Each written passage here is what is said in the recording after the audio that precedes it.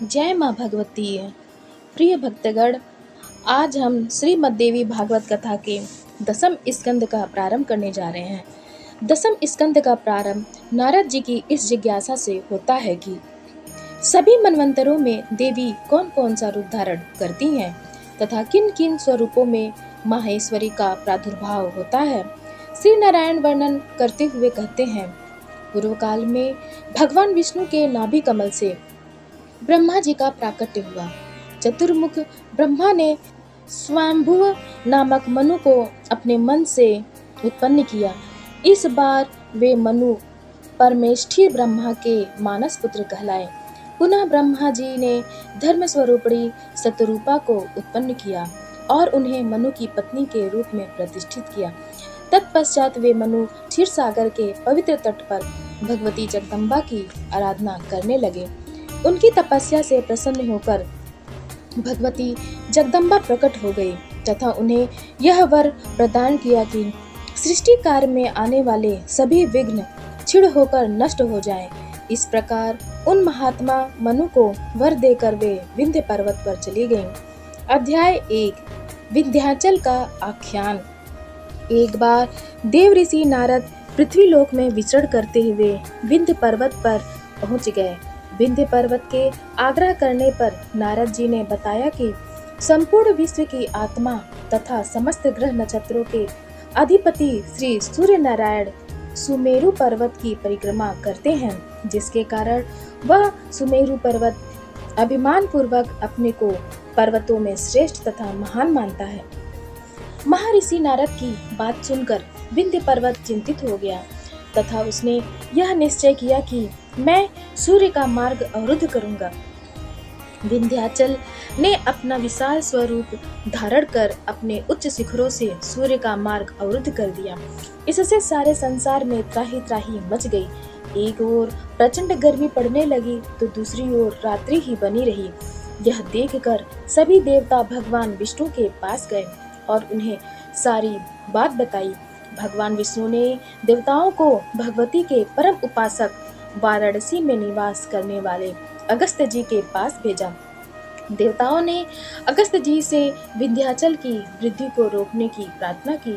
अगस्त्य जी बड़े धर्म संकट में पड़ गए, क्योंकि उन्हें इसके लिए काशी का त्याग करके दक्षिण में जाना पड़ रहा था। लोकहित के लिए वे अपनी पत्नी लोपामुद्रा को साथ लेकर दक्षिण के लिए प्रस्थान कर गए।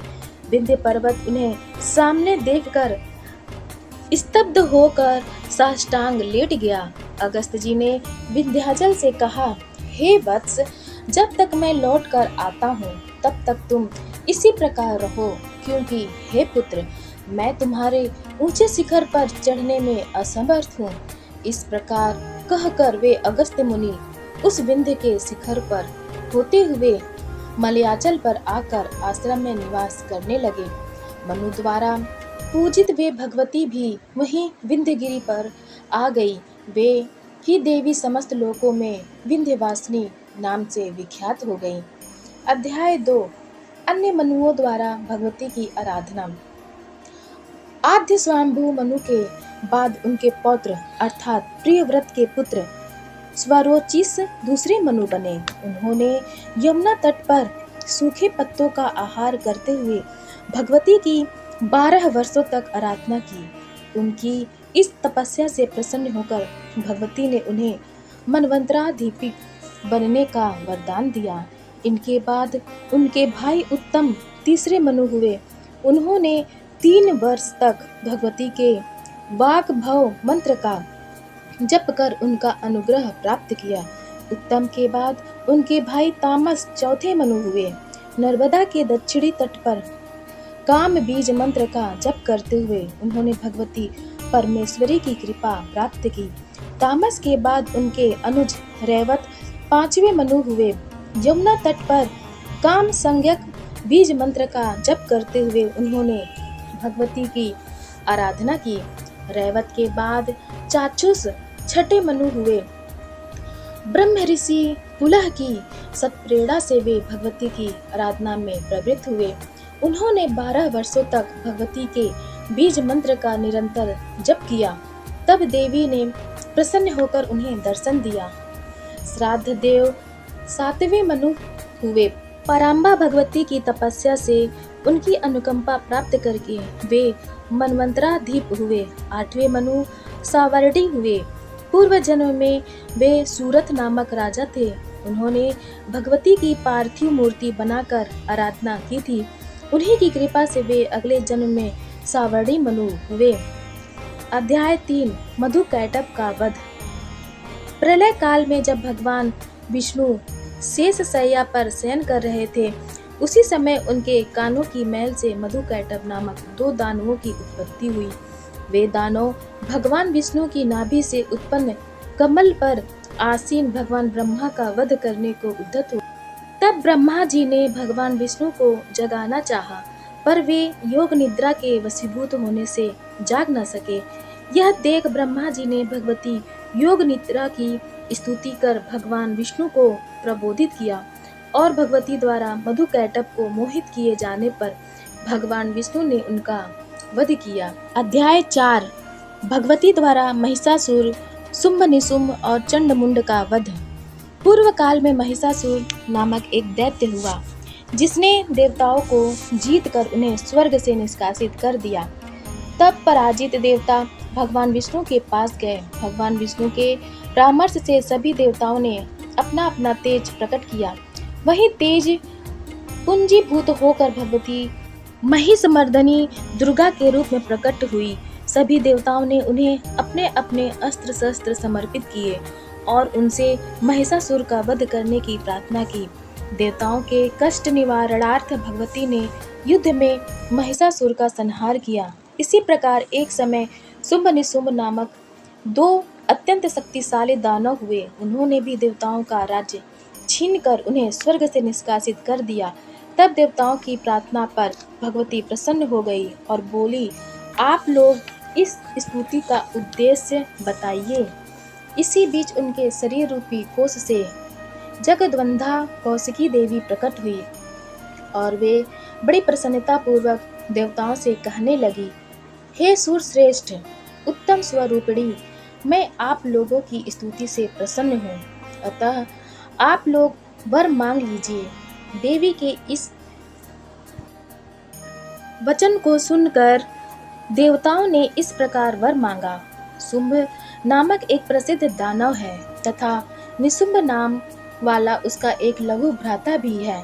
उस बलवान दैत्य ने अपने पराक्रम से तीनों लोगों को आतंकित कर रखा है।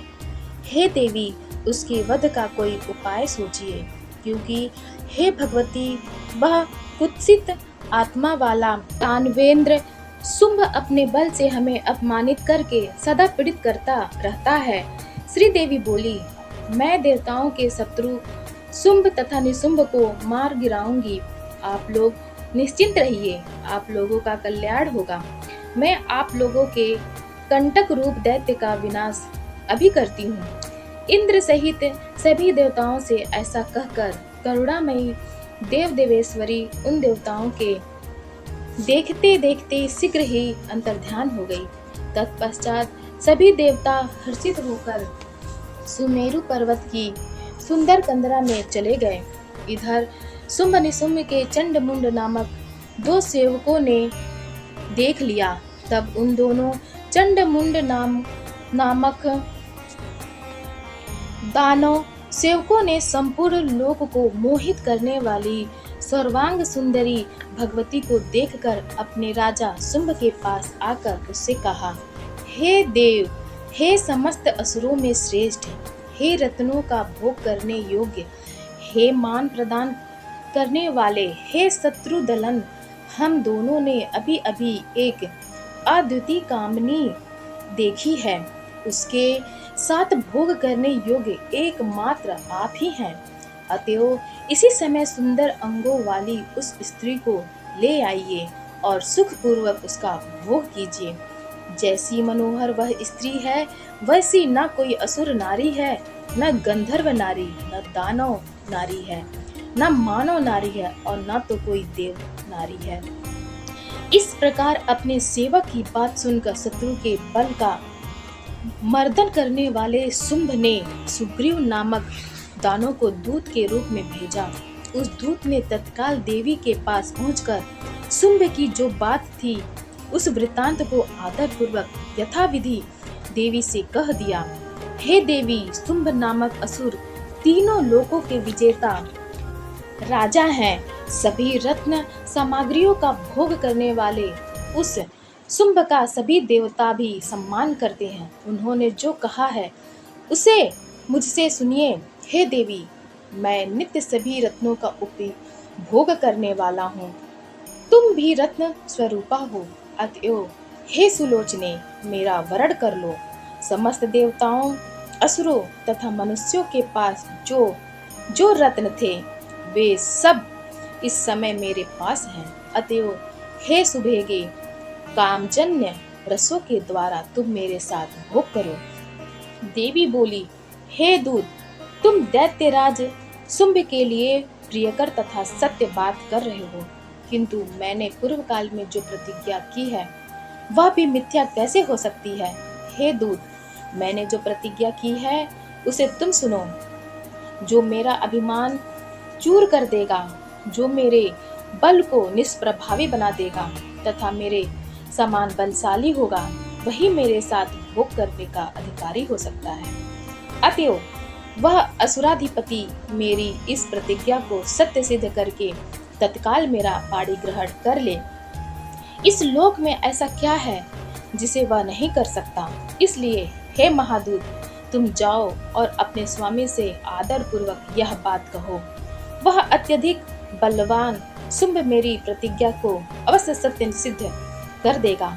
महादेवी का यह वचन सुनकर उस दानव दूत ने आरंभ से लेकर अंत तक देवी का वृत्तांत शुंभ से कह दिया। तब दूत की अप्रिय बात सुनकर महाबली दानवराज शुंभ अत्यधिक कुपित हो उठा। तत्पश्चात उस दानवपति बलशाली शुंभ ने धूम्राक्ष नामक दैत्य को आदेश दिया, हे धूम्राक्ष, सावधान होकर मेरी बात सुनो।